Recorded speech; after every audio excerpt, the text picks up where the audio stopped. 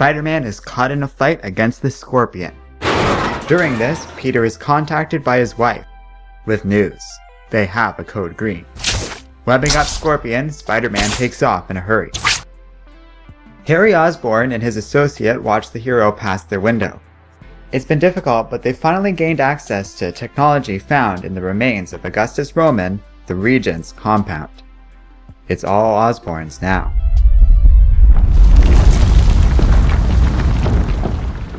Back at the Parker home, Peter greets Mary Jane. Code green is a go. Annie is asleep and has been in bed for an hour. As the two embrace, Annie suddenly calls out. They find her webbed up in her room, having been trying to enhance her father's web shooters. She starts crying, but her parents are comforting and understand. They were both like this when they were her age. She is relieved, thinking they aren't mad, but, well, they wouldn't go that far. The next morning is another busy day in the Parker home. The family has lots to worry about, but they're happy. And when Peter nearly drops a pancake, Annie uses her powers to catch it. The Parkers reprimand her. She's not supposed to use her powers without her parents' express permission. In an emergency, Peter made her a special communicator so she can contact them if she ever feels she does need to act. Yet they make it clear she must always talk to them first before doing so. Reluctantly, Annie accepts this. Peter then goes to sell his latest batch of photos to the Daily Bugle. J. Jonah Jameson is not pleased with their quality and only agrees to pay Peter properly after some prodding by his employee, Gloria. Our hero is grateful and catches up with the woman, whose son goes to Annie's school, when Jonah comes charging out of his office. There's something going down at the Regent's old headquarters. Spider-Man races off to the scene with his drone, which he uses to take pictures for the Bugle. All told, it is far more effective than rigging up a camera like he used to do. Mary Jane thinks Peter wastes his talents as a scientist selling photos, and she's probably right. But where's the fun in working in a lab? And if there's one thing Spider-Man's about, it's having fun. Peter tries to subdue the T-Rex, but it breaks through his webbing. No easy feat. Suddenly, Spider-Man is swarmed by moloids, who pin him to the ground. This isn't good, but Peter then feels something. His spider sense is tingling. He's being tapped. Mary Jane frees her husband and they begin fighting the small creatures off. Her costume is designed to tap into Spider-Man's powers, meaning they can share his abilities and the responsibility of being a hero together. As they ponder how to defeat the dinosaur, they hear a familiar voice. Annie has been captured by the Mole Man.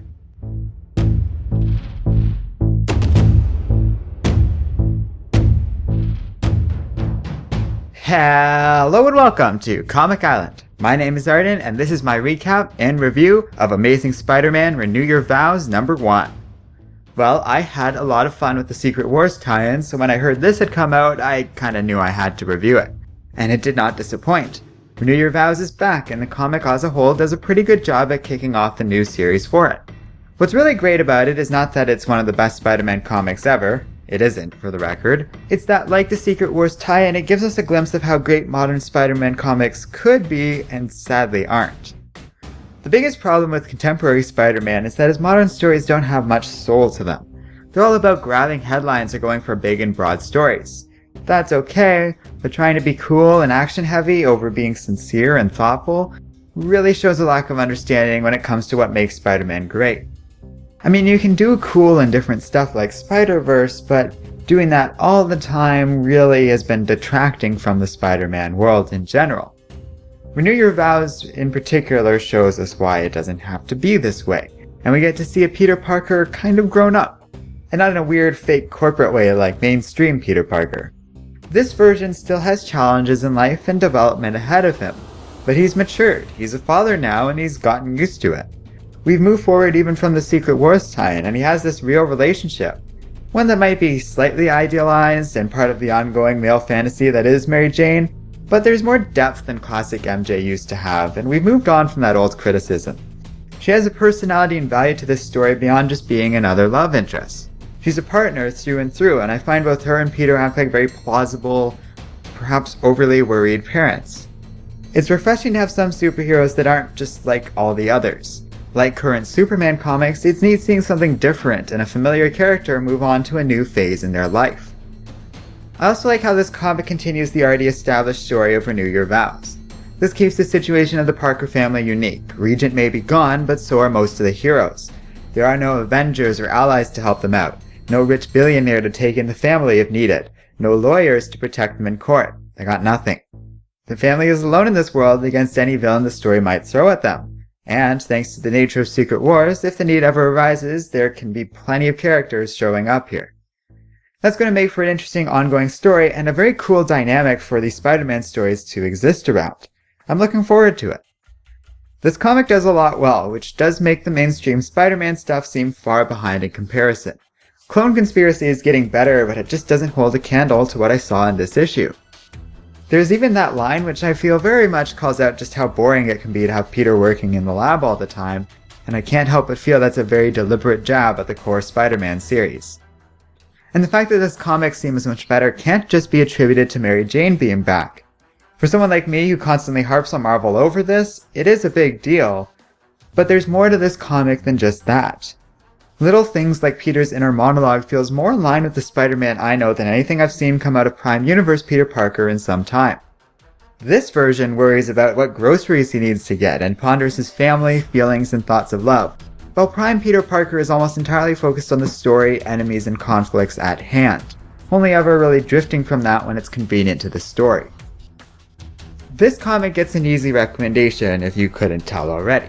It's not perfect. In fact, one of my biggest complaints might be the design of Annie and Mary Jane's costumes. Annie's is alright, but Mary Jane's just doesn't feel as iconic or memorable as it should be. That being said, the more I get used to them and look at these, the better I think they are. So it's not terrible, nor does it ruin anything about this comic.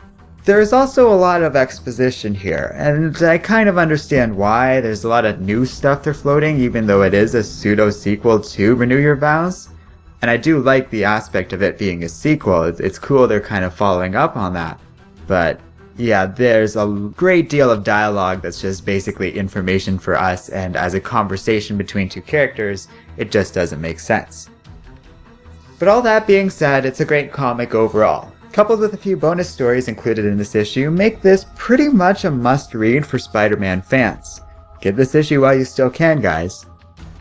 Let me know what you think in the comments section below, and if you like this video, be sure to check out our new Patreon page. Donors get exclusive access to bonus content, help us make more videos faster, and have a say in the videos we make. And, as always, don't forget to like, subscribe, and keep reading comics.